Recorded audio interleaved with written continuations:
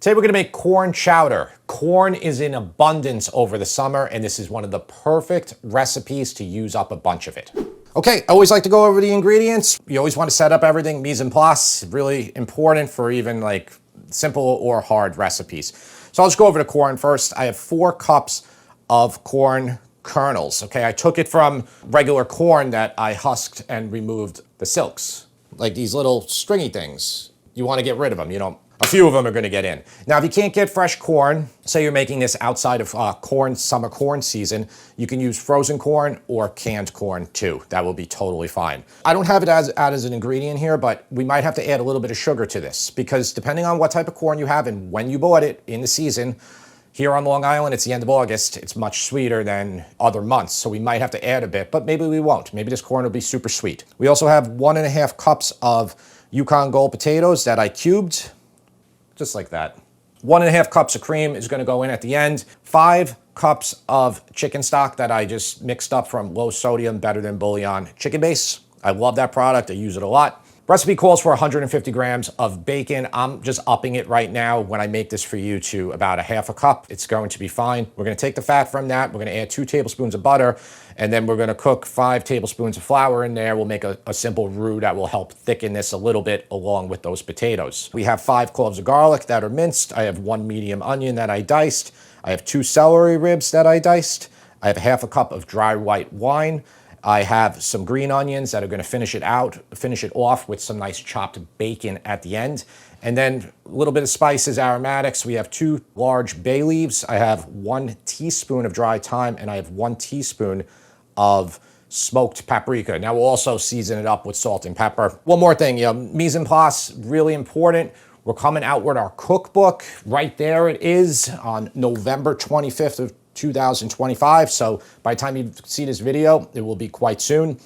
We actually start off in the beginning of the book talking about the importance of it, but we also call it out throughout the cookbook. Buying the cookbook will help us out, but it will more importantly help you, okay? It has over 100 of our most popular recipes that we've made, but we also have about 25 new ones. It was probably over 2 years ago, 2.5 years ago, we decided to stop doing any sponsors on this channel and sponsors, period, no matter where we are on social media. You know, it's a costly financial decision to run a channel like this and not do them, but I never felt it was authentic.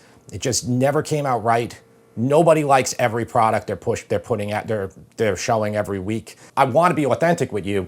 That book is something that is 100% authentic. It's something that Tara and I put about a year of our blood, sweat, and tears into. So we're happy that it's finished. Now, when I'm filming this, the book is still not in our hands yet, but it will be by the time you see this video. And again, it was just a ton of work. Buying that book helps us a ton. We appreciate it. Thank you. I have a 5.5 quart Dutch oven here. It's just gonna fit. If you have an 8 quart, that would be even better, for extra insurance. I just have it on medium heat and we're gonna put the bacon in. So what we wanna do is cook this bacon. I'm just gonna spread it around because I cubed it last night when it was frozen, so I just gotta break these pieces apart. But we're gonna cook this until it gets most of the fat rendered out of it. And if your bacon starts burning, like if you have the heat too high, just cut it back to like a 4 out of 10 probably. This process will take about 7 minutes. Okay, it's been like 5 minutes. I want to point out, smoking up a little bit because it's high. I'm pulling this bacon out and there's a ton of fat in here, okay? So I'm not going to need to use those extra 2 tablespoons of butter. So this is kind of where like you got to cook. You got to learn how to cook. Certain bacon you will buy will have very low amount of fat in it and some will have more. Now, I'm using more bacon than the recipe calls for. So I have more fat and I have fatty bacon. So we have like a lot of fat in this. So there's no need to put that extra 2 tablespoons of butter. All right, so that's what I'm saying. Use your eyes, follow recipes, but use your own head, and you'll become a much better cook for it. All right, I got out most of the pieces of bacon. Okay, see that? All right, put it off to the side, and then butter. Not butter, onion. Okay, I'm thinking butter still in my head. I got to add the butter. When do you add the flour? Flour's going to go in after we do this. After we soften our vegetables. Okay. All right, well, I'm gonna lower the heat even a little bit more. Now, normally you put some salt on your vegetables to get some water to release a little bit quicker, but there's a lot of salt in here in this fat that, is in bacon, obviously, so you're good. And we're just gonna soften these up. They're gonna take about 10 minutes. I like to get them nice and soft for a soup like this, for a chowder like this. Okay, so this has been about maybe 6 minutes. They could definitely get softer than that, but I think we're good. Okay, so at this point, all the corn. All right, so 4 cups of corn. That's what I wrote in the recipe. I probably have a little bit more here because, you know, when you're getting corn, especially if you're using fresh, you're not gonna be, you know, you're just gonna use, you know, if you buy 6, 8 corn, you're just gonna use it all. And this is from, I think, 6 corn, but it could have been 8. It's about 4 cups. All right, so just mix this into the fat, into that bacon fat and the vegetables, and just let it go for about 2 minutes like this. Okay, and then I got that 5 cloves of minced garlic. I'm just gonna make a little bit of room here. Like, well, actually, let me show you this way so you can see. Just make a little room in your pan, in your pot. Just get it in there. And we'll just let it cook for about 2 minutes. Once you start really smelling that garlic, then you're good. Okay, so 5 tablespoons of flour. Just sprinkle it all on top. Okay, just mix it, coat everything, and get rid of all the white spots of it, basically. This is just going to thicken the chowder a decent amount. But I have a secret to thicken your chowder even more, and I'll show you at the end of the video. Chowder doesn't supposed to be thick, though. But if you're buying it from Panera Bread or you're used to a place like that, it'll be like super thick. So a lot of people I find naturally think that it should be thick. But if you go to like New England, you get New England clam chowder, it's actually a thin thing. I never did New England clam chowder on this channel. No, yeah. We have the recipe on the website, but no video. Yeah. You know, depending on how this one does, if you really like this one and you want us to do a New England clam chowder, we'll do that as well.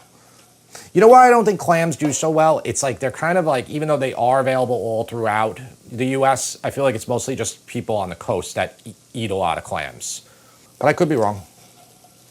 Okay, that is mixed well. It's very like pasty now, all that. Okay, half a cup of dry white wine. That's just Sauvignon Blanc. If you can't have alcohol, you can just omit the wine, Just right? omit it. That goes for almost every recipe that we do. If you need alcohol ever to like, you know, if you're like deglazing a pan or something, you just use water or stock for the same process. The alcohol in here, the white wine, gives this a nice acidic note, nice bite. Okay, that's good. And now I have 5 cups of this. Better than bouillon chicken that always clumps all this stuff. Okay. All right, I'm just gonna turn the heat up. This is all just gonna combine into this murky corn liquid right now. 2 bay leaves, 1 teaspoon smoked paprika, 1 teaspoon dried thyme. This recipe's been on our site for a while now. It has a good amount of reviews. I think 1 negative review was about the thyme. They said it was too much. It's just 1 teaspoon of dried thyme, but is the equivalent to about like 6 or 8 sprigs of fresh thyme. If for some reason you don't like it that much thyme, just start off like with a quarter or a half teaspoon. But a teaspoon is a very little amount for this amount of liquid. Okay, and that's 1.5 pounds of my cubed potatoes. Jim, why did you have the potatoes in water? I had them in water, but I did it late so they don't turn brown.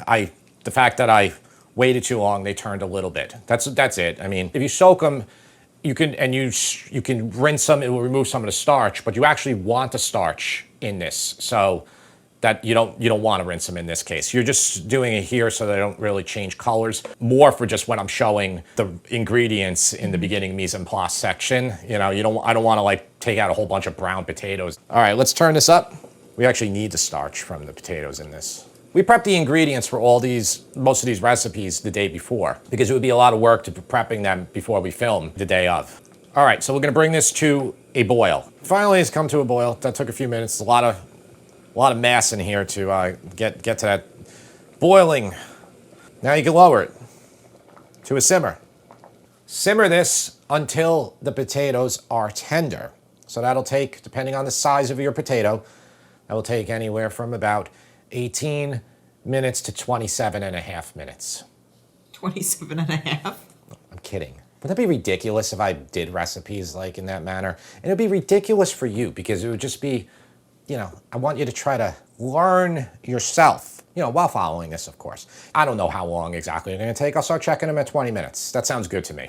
Okay, so this has been about 20 minutes. Well, it hasn't been about, it's been exactly 20 minutes. let's just check our potatoes. Just with a fork or a knife, just right here. So see how soft they are. If your fork goes right through it, and you can also just taste one. Still hard. So I'm gonna cook it for another 5 minutes. 5 more minutes, I just checked another potato. They're nice and tender. So look, this is pretty thick here. It'll depend, like if you use exactly 4 cups, I probably use like maybe 5, maybe 5.5 of corn. If you want, you can blend some of this. You can use, I'm just gonna use an immersion blender. I would say take out, like start with like 2 or 3 cups, put it in a blender. You know, if you're using a regular countertop blender, do not fill it all the way up when you do this, all right? Halfway before you blend. But I prefer one of these, and this one's cordless now, which is great. And it has this here for Dutch oven, so it's like a plastic guard so you don't scratch it. All right, so let me lower that. I would fish out your 2 bay leaves so you don't like grind them up. I like, it's not just about getting the potatoes blended, the corn itself, when it blends, it adds a different texture to the soup, to the chowder. All right, that's a lot. I did about a third of it, I would say. But yeah, it's much thicker now like this. Okay, but we still have plenty of texture, which is what I want. I mean, you could blend the whole entire thing if you want, but then you'll have like a cream of corn soup, essentially. It smells so good. You know what the soup reminds me of? What? When I worked in Brooklyn and Manhattan, there was a soup place there, Hale and Hardy. Oh yeah, I know that place. And they used to make it was like a special. It wasn't on their regular menu. It was a curried shrimp and roasted corn chowder or bisque. And it was so good. Anytime they had it, I would have to order it. That soup sounds a little bit more involved, probably better than this. We do have some shrimp. I think a little curried shrimp on top of it maybe, or blackened. Taste tester's gonna be here today. The original taste tester. We'll see if he wants it, and I think we can do that. I think it'll be really, it's a nice way to elevate this. Now, we're not done with this yet. So at this point, I just tasted it. I'm tasting for sweetness right now. Sweetness is pretty good. This is really nice sweet corn. And what do I mean by sweet corn? A lot of times people will like slather butter and salt and everything on corn, and it kind of needs it a lot of times. When you get really good corn, you boil it and you eat it, it is so sweet, you don't need to do anything with it. This corn is towards that end, so I don't have to add any sugar here. You might need to add a good amount of sugar in it. All right, so we're gonna go with that 1.5 cups of cream. Gonna mix this in and just bring this back to a simmer, okay? So I'm just gonna turn up the heat a little bit, just bring it to a simmer. It's like simmering, you can let it go for a little bit. You can even turn the heat up a little bit more if you want to thicken, maybe try to thicken it a little bit, but the better way to thicken this at this point would be, you do 2 things. You can blend more, but then you're gonna lose most of your texture. And honestly, I think we're good already, kind of with how it is, which that's how a chowder should be. It really is. But if you really want to thicken this fast, just use these, okay? Start with a tablespoon at a time and let it cook, let it simmer, and it will thicken up the soup. You can just keep adding until you like. You can also use potato starch, okay? They sell potato starch in like Asian supermarkets. Is that also a good replacement? Like if somebody can't have wheat and they can't have the flour, yeah, is that an appropriate replacement for the flour? Yes, and or they could even do cornstarch. We're making corn chowder, so yeah. Okay. I'm gonna lower that. Now let's taste this. We haven't put any extra salt or pepper in here. We're relying on the salt from the bacon and low sodium, better than bouillon chicken stock. All right, sweetness is perfect, so I'm not gonna need to add any sugar. I'm gonna add a good pinch of salt. Definitely gonna add a good amount of black pepper, and it'll skim over very quickly when you lower the heat, but you just mix it right in again, and it's fine. And this, like most soups, will always taste better the next day.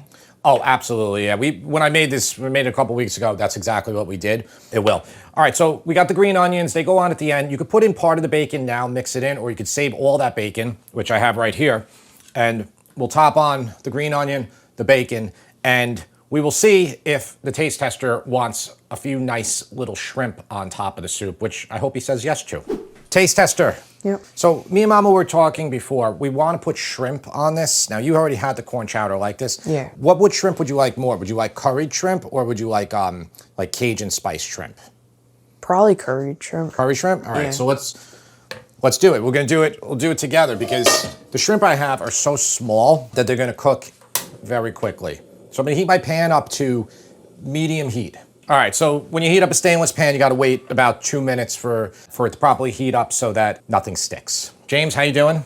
I'm good. So let's stand next to each other, show people this is the newest iteration of James. I have shoes on, and he has no shoes on. By the way, I have a video from about a year ago that I never published, and we might put it out. You'll see James go back down about 10 inches in size. I'm just gonna do a drop of olive oil, butter, and the shrimp. We don't even need all that butter, so pull that out. Curry powder. And these shrimp are so small, they take like a minute and 30 seconds. You could just throw them in the hot soup. If you say you want a bunch of shrimp, the heat of the soup will just cook them.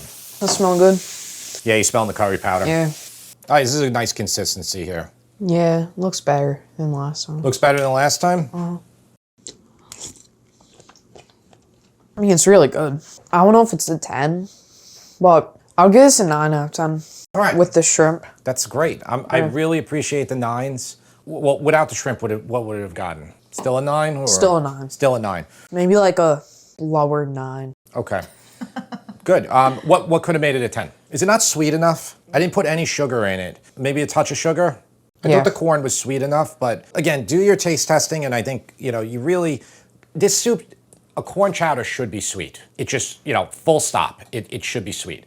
It's not like, I know there's like often complaints about we use sugar in some of our deli salads and recipes, but we try to like make it how it's supposed to be. And for this one, it should be sweet. You should be using the sweetest corn. And if you're not, then definitely you can add sugar.